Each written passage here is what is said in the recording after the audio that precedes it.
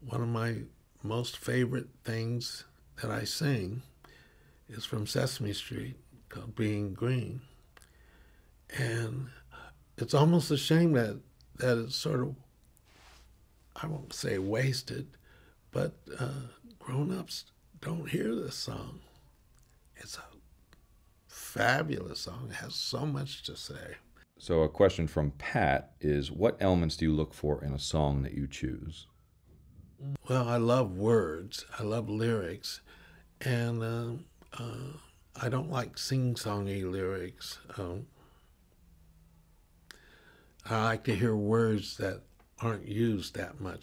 That was the reason I like Sophisticated Lady so much. There's a song, or there's a word in it, nonchalant. Just freaks me out when I heard it. I thought it was fantastic. And that singer, Roger Carr, who sang it, knew that when he'd come to that part, he'd look over at me because I just would just fly when he said the word non. And I haven't heard it used in any other song at all. Then and if I could change the tempo, if it's done up all the time, and I just think I might like to try it slower. And it's an experiment. I don't know if it's going to work, but I'm going to try it. And then if it works, it's fine. If it doesn't, well, I'll give it a try. Who's your favorite singer? My favorite singer is Carmen McRae. And that was Anne Marie wanted to know that. And she also wanted to know if you have a favorite songwriter. There's a gentleman, his name was Bernard Eigner, who wrote, and you heard me sing it, who wrote Everything Must Change, which I think is very good. And I've been trying to find the music to a song called A Letter to Anna Lee. It's an amazing, I don't want to start crying now, but it's an amazing song. And he wrote it. Do you rehearse the suggestive moves of your song before a full-length mirror? Sometimes I never know what I'm going to do until I do it. And then oh my gosh, I'm not, in real life, I'm not as suggestive as I come across when I'm performing.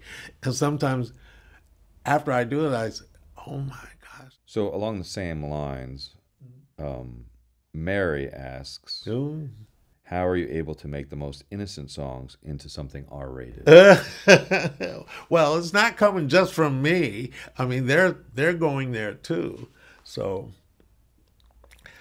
I don't know.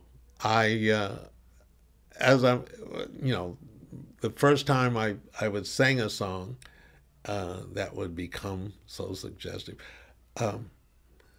Surrey with the Fringe on Top was performed by Lena Horne, actually the very same way. I mean, I never saw her doing it, but I heard her singing it.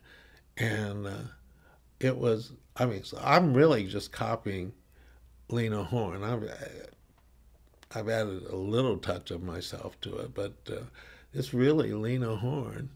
And I hate to take credit for all of these things because actually a lot of the things they've been sung by women and I'm doing them as a guy, and it comes off as if people had heard her version before I did. Eartha Kitt, I've done Santa Baby, and I'm just doing her, but it comes across a little more. And she was really sexy when she did it.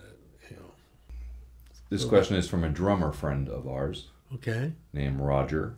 Okay, Roger. Oh, Roger. And he asks, where did your great syncopation come from? Was it taught or natural? I'm thinking it's natural, but I'm sure it's taught. But it comes from being a dancer, I think, or dancing.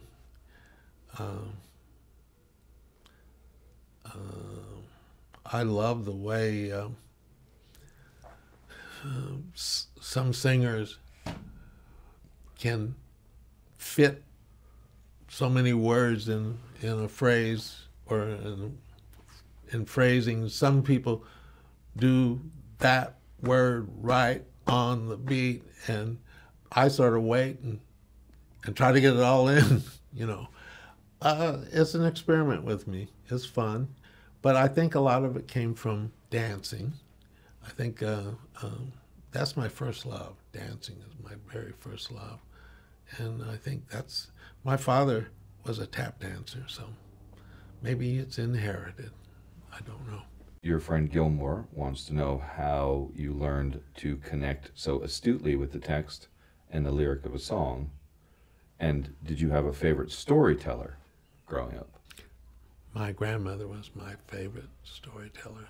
You know, she's half Indian, half Cherokee Indian, and so I guess that's part of her culture to tell these stories.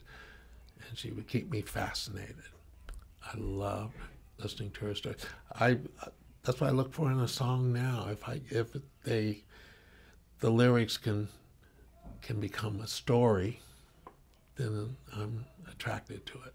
Herb says, since you turn songs into stories, have you ever considered writing a song of your own that would tell your story? Or what song comes closest to telling your actual story? I don't know my story. It's evolving all the time. I have written things, but not to be set to music. I write my partner